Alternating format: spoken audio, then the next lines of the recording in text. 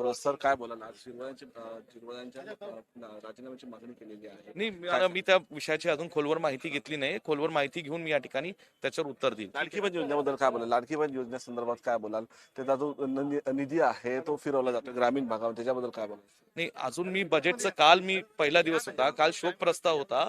शोक प्रस्ताव झाल्यानंतर आज पहिला दिवस आहे. मला जरा त्या बजेटच्या सगळ्या वाचन करून मी त्याच्यावर उत्तर देतो. भाजपच्या कार्यकर्ते हनुमंत जो तुमचा कार्यकर्ता त्याला पवारला मारला, काय बोलायचं?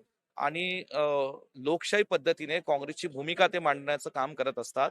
काल जो काही त्यांच्यावर हल्ला केलाय हा अत्यंत चुकीच्या पद्धतीने केलाय. मी त्याचा जाहीर निषेध करतो. भाजपच्या लोकांना आता महाराष्ट्रात कायदा व्यवस्था आहे असं काही वाटतच नाही. आणि कायदा व्यवस्था जर ते त्यांच्या हातात घेणार तर महाराष्ट्रातले सर्वसामान्य लोक कसे सुरक्षित राहणार?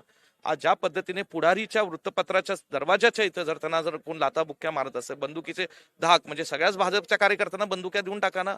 मग या ठिकाणी जे काय ते महाराष्ट्राच्या जनतेला कळेल की कशा पद्धतीचं महाराष्ट्राचं राजकारण चाललंय. हे बरोबर नाही.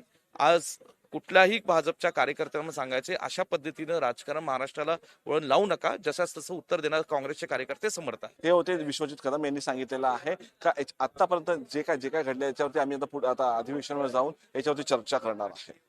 शिवाजी काळेसोबत मी धीरज गेलो, टॉप न्यूज मराठी, मुंबई. तुमची car, electric panel, data server आगीपासून सुरक्षित आहे का? नाही? मग आजच बसवा F protect temperature activated fire suppression device.